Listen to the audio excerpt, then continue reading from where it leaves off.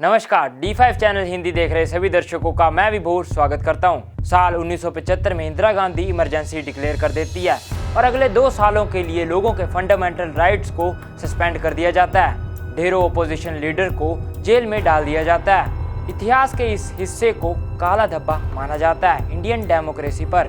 लेकिन उसके पीछे क्या रीज़न था इमरजेंसी डिक्लेयर करने का, आज हम आपको इस वीडियो में बताएंगे, तो वीडियो को अंत तक जरूर देखें। भाइयों और बहनों, राष्ट्रपति जी ने आपातकाल की घोषणा की है। इससे आतंकित होने का कोई कारण नहीं है। The President has proclaimed emergency. This is nothing to panic about. Bharat के लिहाज से 25 जून का दिन एक विवादास्पद फैसले के लिए जाना जाता है। यह वही दिन था जब देश में आपातकाल लगाने की घोषणा हुई और तत्कालीन प्रधानमंत्री इंदिरा गांधी ने जनता को बेवजह मुश्किल के समुद्र में धकेल दिया। 25 जून 1975 को आपातकाल घोषित कर दिया गया और 26 जून 1975 से 21 मार्च 1977 तक यानी 21 महीने अवधि तक आपातकाल जारी रहा। आपातकाल के फैसले को लेकर इंदिरा गांधी द्वारा दलीलें दी गई।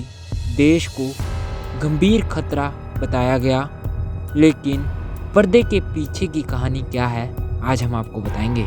कहा जाता है कि आपातकाल की नींव 12 जून 1975 को रख दी गई थी।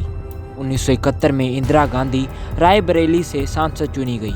इंदिरा गांधी के खिलाफ संयुक्त सोशलिस्ट पार्टी के प्रत्याशी राजनारायण ने इलाहाबाद हाई कोर्ट में एक याचिका दाखिल की। राजनारायण ने अपनी याचिका में इंदिरा गांधी पर कुल 6 आरोप लगाए।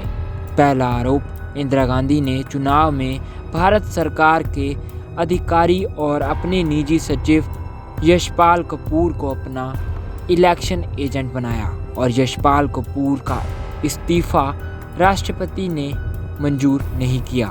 दूसरा आरोप कि रायबरेली से चुनाव लड़ने के लिए इंदिरा गांधी ने ही स्वामी अद्वैतनाथ को बतौर रिश्वत 50,000 रुपये दिए ताकि राजनारायण के वोट कट सके। तीसरा आरोप, इंदिरा गांधी ने चुनाव प्रचार के लिए वायुसेना के विमानों का दुरुपयोग किया। चौथा आरोप, इलाहाबाद के डीएम और एसपी की मदद चुनाव जीतने के लिए ली गई। पांचवा आरोप, मतदाताओं को लुभाने के लिए इंदिरा गांधी की ओर से मतदाताओं को शराब और कंबल बांटे गए। छठा आरोप, इंदिरा गांधी ने चुनाव में निर्धारित सीमा से ज़्यादा खर्च किया। 12 जून 1975 को राजनारायण की इस याचिका पर इलाहाबाद हाई कोर्ट के जस्टिस जगमोहन लाल सिन्हा ने फैसला सुनाया। इंदिरा गांधी को चुनाव में सरकारी मशीनरी के दुरुपयोग का दोषी पाया गया। हालांकि अन्य आरोप खारिज कर दिए गए। जस्टिस सिन्हा ने इंदिरा गांधी के निर्वाचन को रद्द कर दिया और 6 साल तक उन्हें चुनाव लड़ने पर भी रोक लगा दिया। इस मामले में राजनारायण के वकील थे शांति भूषण, जो बाद में देश के कानून मंत्री भी बने। हाई कोर्ट के फैसले के बाद इंदिरा गांधी को प्रधानमंत्री पद छोड़ना पड़ता। इसलिए इस लटकती तलवार से बचने के लिए प्रधानमंत्री के आधिकारिक ऑफिस एक सरफराज रोड पर आपात बैठक बुलाई गई। संजय की सलाह पर इंदिरा गांधी ने हाई कोर्ट के फैसले के खिलाफ 23 जून को सुप्रीम कोर्ट में अपील की। सुप्रीम कोर्ट के अवकाश पीठ जज जस्टिस वी.आर. कृष्णा अय्यर ने अगले दिन 24 जून 1975 को याचिका पर सुनवाई करते हुए कहा कि वह इस फैसले पर पूरी तरह से रोक नहीं लगाएंगे। हालांकि सुप्रीम कोर्ट ने उन्हें प्रधानमंत्री बने रहने की अनुमति दी, मगर साथ ही कहा कि अंतिम फैसले आने तक संसद के रूप में मतदान नहीं कर सकती। विपक्ष के नेता सुप्रीम कोर्ट का पूरा फैसला आने तक नैतिक तौर पर इंदिरा गांधी के इस्तीफे पर अड़ गए। इस तरफ इंदिरा गांधी कोर्ट में कानूनी लड़ाई लड़ रही थी, दूसरी तरफ विपक्ष उन्हें घेरने में जुटा हुआ था। गुजरात और बिहार में छात्रों के आंदोलन के बाद विपक्ष कांग्रेस के खिलाफ एकजुट हो गए। लोकनायक कहे जाने वाले जयप्रकाश नारायण, जिन्हें जेपी नारायण भी कहा जाता था, उनकी अगुवाई में विपक्ष लगातार कांग्रेस सरकार पर हमला कर रही थी। सुप्रीम कोर्ट के फैसले के अगले दिन 25 जून 1975 को दिल्ली के रामलीला मैदान में जेपी नारायण ने एक रैली का आयोजन किया। अटल बिहारी वाजपेयी, लाल कृष्ण आडवाणी, आचार्य JB कृपालनी और अन्य नेता यहाँ पर शामिल रहे। जयप्रकाश नारायण ने रैली को संबोधित करते हुए लोगों से इंदिरा गांधी सरकार को उखाड़ फेंकने की अपील की।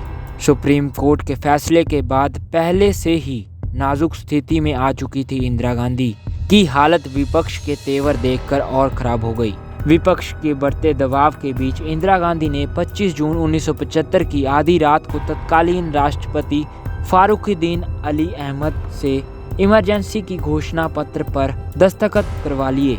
इसके तुरंत बाद जयप्रकाश नारायण, अटल बिहारी वाजपेयी, लाल कृष्ण आडवाणी जैसे कई विपक्ष नेता गिरफ्तार कर लिए गए। 26 जून 1975 की सुबह 6 बजे कैबिनेट की एक बैठक बुलाई गई। इस बैठक के बाद इंदिरा गांधी ने ऑल इंडिया रेडियो के ऑफिस पहुंचकर देश को संबोधित किया। उन्होंने आपातकाल के पीछे आंतरिक अशांति की वजह बताया गया। The President has proclaimed emergency. This is nothing to panic about. भाइयों और बहनों, राष्ट्रपति जी ने आपातकाल की घोषणा की है। इससे आतंकित होने का कोई कारण नहीं है। इंदिरा गांधी ने जनता से कहा कि सरकार ने उनके हित में कुछ प्रगतिशील योजनाओं की शुरुआत की थी, लेकिन इसके खिलाफ गहरी साजिश रची गई, इसलिए उन्हें आपातकाल जैसी ठोस कदम उठाना पड़ा। कई वरिष्ठ पत्रकारों को जेल भेज दिया गया।